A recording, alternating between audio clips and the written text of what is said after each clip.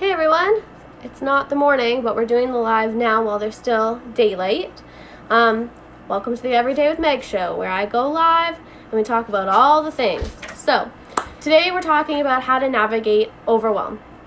This is something that I experienced this week, and I wanted to, when I recognized what was happening with me, I wanted to navigate it as presently and as intentionally as I could, so that I could then spin it around and give you guys content. So here we are giving you the content. So navigating overwhelm. When you jump on and when you're watching this, share maybe when was the last time you really felt overwhelmed, and if this is something that is a constant thing for you, or if it's something that comes up once a week, once a month, once every other month, or so on. For me, it's something, and I know it's in correlation with the work that I do. I'm involved in a lot of different parts. Oh no, what happened then? And just the type of work I do, it's in a lot of different conjunctions, and it's hard. Sometimes I get overwhelmed sometimes with a whole bunch of different projects, all feeling like they need attention at the same time, and so I try really hard to be organized. Don't bark, Toby. Don't bark. I try really hard to stay organized, but sometimes the things still happen, and when personal life comes into play and it smashes in with business, and then there's just a global pandemic at the same time, it is overwhelming. And so I think first of all you need to recognize that it's totally okay if you feel overwhelmed, and it's also really normal, and that there is some really tactical ways that you can help move yourself through that phase, so that it's only a short thing, it doesn't last forever and ever, and also move through it with some more information on how to help yourself moving forward, right? Because overwhelm, at least for me, feels like a lot like anxiety and panic in my body. I tend to, which is interesting because I never procrastinated growing up, but in this season when I feel overwhelmed, I do tend to procrastinate, or I like hardcore grind it out, and then I burn myself out, and I just feel all backwards. So I wrote down, and I think this is something that you might want to do as well when you notice that you're feeling overwhelmed, is grab a piece of paper, and I grabbed my journal and I wrote down habits and maybe not so habits, but just things I've been doing lately that maybe are out of my norm, that I have been doing that might have contributed to my overwhelm. So I wrote down, some projects maybe that have been overwhelming me.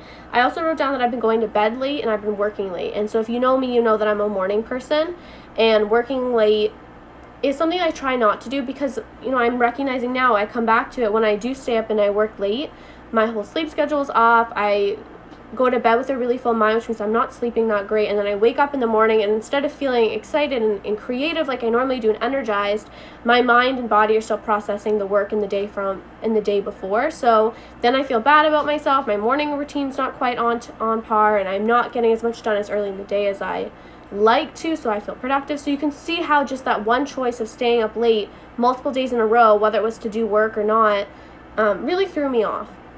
And then I wrote things like starting my day on Instagram and pressing the snooze button a few too many times. So because I was staying up late, was really tired in the morning, I would grab my phone because I didn't have the same mental stamina as I normally would in the morning to not scroll.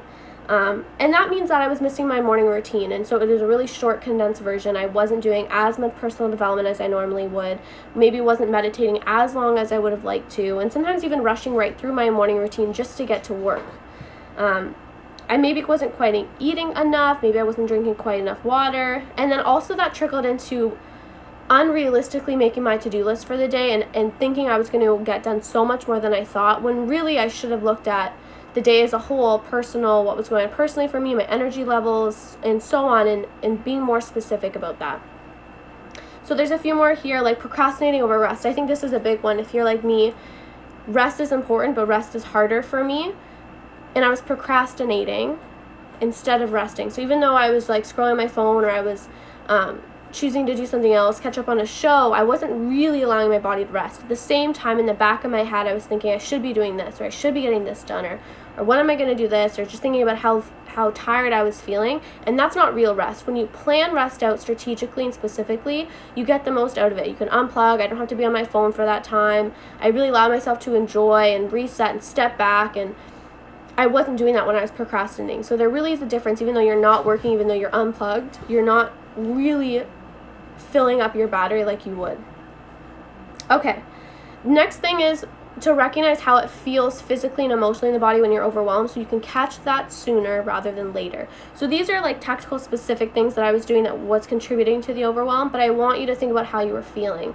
So for me, like I said before, I was feeling anxious. I also get really irritated quite easily. Have a lot of brain fog, so I couldn't quite focus. Screens were really bugging my eyes, and I was just feeling physically really heavy. Instead of strong and energized, just heavy and tired. So when I start to notice those things now going forward, because I was really present for what that felt like, I can start to pick up on it sooner and say, okay, what can I do to help me move forward? What can I do to help stop this overwhelm in its tracks and back up and reframe a bit? Okay, so here's the fun part. Now what I did, I have my list, I flipped it. So everything that I was doing that wasn't helping or wasn't contributing to being the best version of myself, I flipped it. So that means, and a lot of these things that I flipped as well as my normal day-to-day life and routine. And so it's okay that sometimes we fall off track. And what I want is that eventually when you do hit overwhelm and you flipped your script and you realize these are things I need to be doing, that these are actually your normal and that you just fell a little bit off track, and that's totally okay and normal, and getting back into this groove will feel really good. So for instance, going to bed earlier is something that I normally do, and I fell out of that the past few days, but I'm going to add on a little bit. I'm going to try and turn my phone off 30 minutes or even an hour before I go to bed.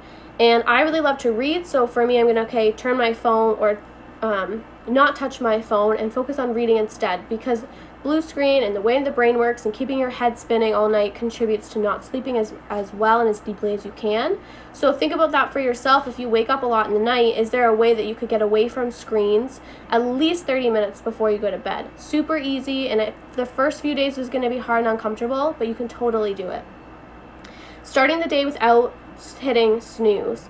This is hard for a lot of us, but can you imagine and envision yourself when your alarm goes off, pressing snooze and just counting down 5, 4, 3, 2, 1, and sitting up in bed, putting your feet on the floor, getting up, going to the bathroom, brushing your teeth, and see if you even get that far. And if you're still really tired, then okay, lay down for 10 more minutes. But 99% of the time, if you do, as soon as that alarm goes off, turn it off, spring out, count 5, 4, 3, 2, 1, spring up, you're not going to go back to bed.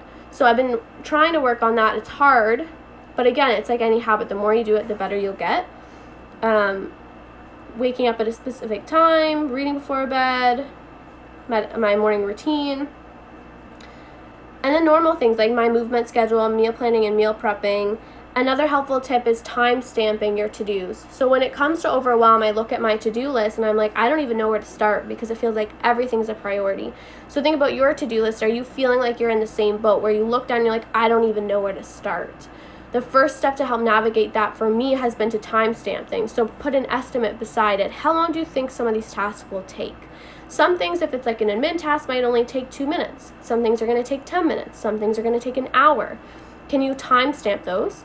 And then can you break it down into smaller chunks? So perhaps if you have a big project, could you add like 4 little bullet points beneath that and be like, I'm going to write the copy first, and then I'm going to gather the content photos as a second bullet, and then I'm going to email so-and-so about this. Break it down into smaller chunks, timestamp those chunks, so that there you have smaller things to do. It's less overwhelming. Instead of just that whole project as a whole being on the front of your brain, I can do these 2 things. It'll only take me 20 minutes. That will feel really good to cross off, and you're making progress, and it's way less heavy for your brain to sit on.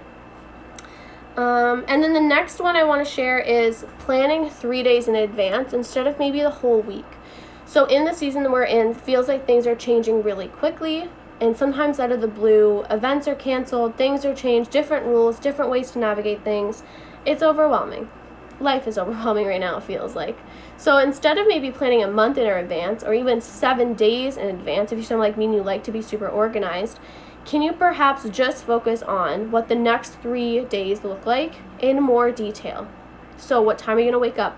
When are you going to work out? Do you have personal things going on? Can you schedule them specifically? Like, I'm going to get an oil change at this time, at this date. When are you having dinner with so-and-so? Get really specific on it. And then scheduling in your work. So if your hours are already planned for you, that's easy. You can sub them in. If you work for yourself like myself, you have a little more flexibility. Are you organizing your day when you're most creative, most energized? When you have a little less brain power, can you schedule in those easy admin and to-do tasks? Getting super specific so that when you wake up in the morning, you know exactly what your day is, And then also being mindful that you're being realistic. So can you set 3 to 5 priorities for that day? 3 things that 100% have to get checked off, and then 2 more where it's like you'd really love for them to happen, but if life threw you a curveball, it would be okay if they're pushed back to the next day.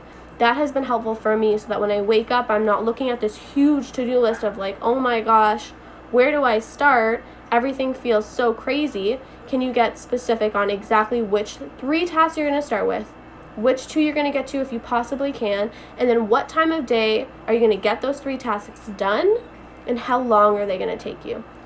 I heard this really great analogy, I guess it's not really analogy, but example, where it's like if you give yourself 8 hours to do something, you'll take the whole 8 hours. But if you only give yourself 2 hours, likely you'll finish that in 2 hours. You will get into a flow state. You will have that little extra pressure to get things done, to grind it out quicker, to be more mindful of the distractions around you, to eliminate them. And honestly, sometimes it feels like a bit of a game where I'm like, okay, can I get this done in an hour? Let's see. And so it's the best quality I can come up with and the best ideas I can come up with, but can I make it happen in that short time frame? And most of the time I do. Hold on, Topes. Okay, one more tip for you guys. Actually, 2 more tips. Scheduling rest time and outside time. So I said earlier, being outside is so important for me. And even as the weather changes, making time outside just a little different, but still a priority. So taking my dog for a walk, like 20 minutes, maybe do a walking meditation, going for hikes. When the weather's nice, can I sit in a park outside for even 20, 30 minutes, just doing work on my phone perhaps. Maybe it's taking your kids to the park. Scheduling that outside time in those 3 days chunks when you're planning them is going to be important because you can look forward to it, and it's so good for your mental health and your physical health.